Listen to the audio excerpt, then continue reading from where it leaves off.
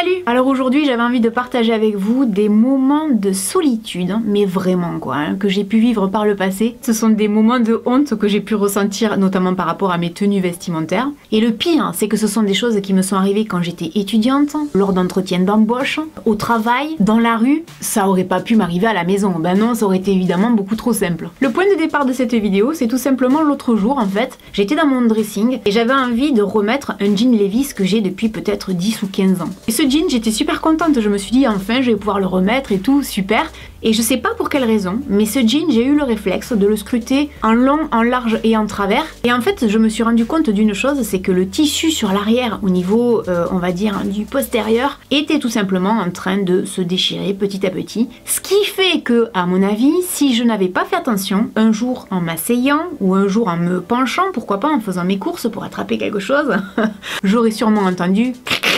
Et là, à mon avis, j'aurais encore eu droit à une scène mémorable de grande honte. Et je me suis dit, mon Dieu, heureusement que je l'ai vu avant. Et ça m'a donné envie de faire une vidéo comme ça, avec des moments de solitude que j'ai pu vivre par le passé. Bon, vous le savez, je suis une très grande fan de chaussures. Donc il m'est forcément arrivé de soit me tordre un peu la cheville en marchant. Oui, parce que des fois, quand vous avez des talons très hauts et que vous marchez par exemple sur un revêtement qui est pas très droit, il y a des gravillons ou pour peu qu'il y ait des bosses ou des trous, ça vous fait perdre un peu d'équilibre. Et si vous avez personne à côté à qui vous tenir, généralement vous manquez de vous casser la gueule. Ou alors perdre sa chaussure en marchant, ça c'est vraiment quelque chose qui m'est déjà arrivé. Évidemment il y avait plein de monde quand ça m'est arrivé, ça aurait pas pu m'arriver en rentrant à la maison, non ça non c'est pas possible. Autre chose aussi qui peut être très inconfortable, c'est des fois quand on a des chaussures neuves et qu'elles nous font mal aux pieds. Et on essaye de rester digne, mais sauf que c'est compliqué.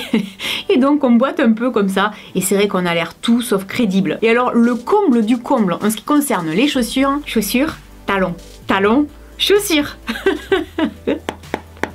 Ouais, ça les gars, on va en parler parce que ça vraiment non mais j'étais entre deux rendez-vous et je devais aller faire visiter un appartement. Ce jour-là j'étais toute seule, je ferme l'agence, je commence à partir et d'un coup en marchant j'entends crac. Et là je me suis dit non, pas le talon, c'est pas possible, ça doit être autre chose. Et en fait non, je me suis retrouvée avec le talon complètement fichu et impossible évidemment de changer de chaussure, hein, j'en avais pas. Et puis surtout impossible de remettre le rendez-vous, les gens m'attendaient.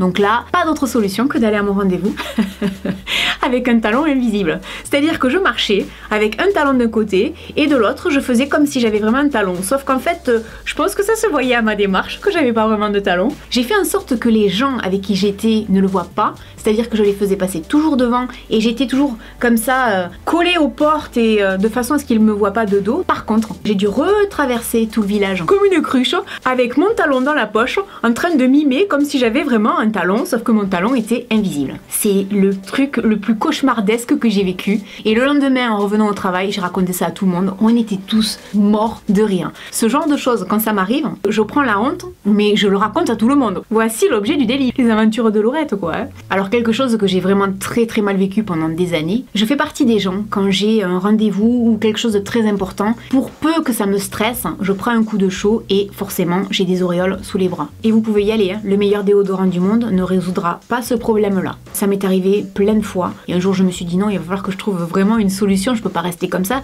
fait sale. Et c'est pas qu'on est sale, c'est qu'on n'y peut rien quoi. Et l'image que moi ça me renvoyait, c'est que j'étais une personne sale quand je levais les bras, alors qu'en fait c'est complètement faux. Du coup, ce que je fais, c'est que maintenant j'utilise des matières un peu épaisses comme ce pull là, qui d'ailleurs moule pas sous les bras, comme ça je me dis si je transpire, il n'y a pas d'auréoles, ou alors je prends du noir. Mais ça c'est vrai que les auréoles sous les bras, quand on a des rendez-vous, ah c'est pas cool. Je ne sais pas si parmi vous il y a des fans de Friends, mais est-ce que vous vous rappelez du fameux épisode où Monica chante devant tout le monde et que tout le monde est hyper enthousiaste, ouais allez vas-y continue, et qu'en fait à la fin on finit par comprendre qu'on voit tout à travers son chemisier. Je sais pas si ça vous est déjà arrivé, mais ça m'est arrivé le jour où j'allais passer mon bac. J'avais une robe, on voyait tout à travers dès que j'étais à la lumière naturelle et notamment en plein soleil. Je ne m'en étais pas rendu compte. En fait, je suis allée à mon oral, de mémoire c'était histoire-géographie. Et j'ai une copine qui me dit « Mais t'as vu que ta robe, on voit tout à travers ?» Non, j'ai pas vu. Heureusement pour moi, j'avais un gilet. J'ai noué mon gilet autour de la taille. Et quand je suis allée passer mon oral, je suis tombée sur un examinateur. Et j'étais tellement mal, quand je suis arrivée devant lui, je lui ai dit « Écoutez, monsieur, excusez-moi, mais il faut que je vous dise, il paraît que ma robe, on voit à travers. » Et je suis devenue toute rouge parce que dans ce genre de situation, je deviens très vite mal à l'aise. Et l'examinateur a été hyper adorable. Il m'a dit vous inquiétez pas, j'avais même pas remarqué, je suis pas là pour ça, il y a aucun malentendu, vous avez bien fait de me le dire et ça se voit que vous êtes gênée, vous êtes toute rouge. En fait il a dédramatisé la chose et puis on est passé à autre chose, mais c'est vrai que malheureusement il y a des vêtements comme ça m'est arrivé avec un pull mango et avec un top de chez Camailleux. En cabine on le voit pas. Alors autre gros moment de solitude, mais là, mais quelle crise de rire quoi. J'étais avec mes anciens employeurs et en fait j'étais à un entretien d'embauche, c'est-à-dire que je les rencontre pour la première fois, on discute, ils me proposent un café. Alors on dit toujours qu'il faut refuser de boire un café lors d'un entretien d'embauche. J'avais dit oui, j'ai eu le job et on commence à discuter et tout et l'entretien se passait très très bien et c'était des gens avec qui on sentait qu'il y avait un échange, il y avait quelque chose, il se passait quelque chose. Et puis je prends mon café, je commence à le porter à mes lèvres et là, patatras, j'en fous partout. J'ai eu un gros moment d'absence et là je me suis dit mais non, t'as pas pu faire ça, t'es en entretien d'embauche, il y a un minimum de tenue à avoir, tu peux pas avoir ton chemisier blanc un peu transparent, ton café partout, mais non, mais c'est pas possible.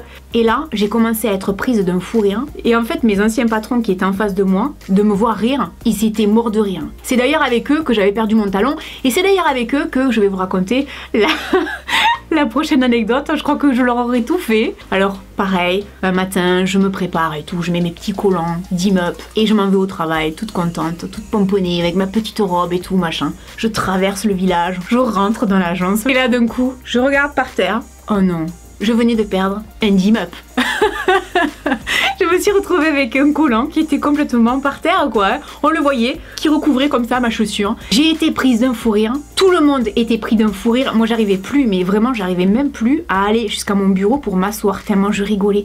Le téléphone s'est mis à sonner, personne n'a pu prendre l'appel parce qu'on était mort de rire. Parce qu'il faut pas oublier un truc, c'est que j'ai ouvert la porte, mais derrière il y avait du monde. Et derrière il y a des gens qui m'ont vu. Et derrière il y a des gens qui étaient morts de rire. Des trucs comme ça, il m'est arrivé mais tellement souvent. Sachez que j'avais fait une vidéo il y a pas très longtemps sur mes pires hontes, où j'avais d'ailleurs expliqué que chez un autre de mes anciens patrons chez qui j'étais allée pour travailler, j'avais taché un coussin avec du sang parce que j'avais mes règles. Là par contre j'avais pas du tout envie de rire. Si ça vous intéresse, je vous mets le lien en barre d'infos. Et n'hésitez pas à me dire vous quelles sont vos pires hontes dans n'importe quelle circonstance, histoire qu'on se régale tous en lisant vos commentaires. Voilà, j'espère que cette vidéo vous aura fait passer un bon moment et puis je vous dis à très bientôt dans une prochaine vidéo. Salut!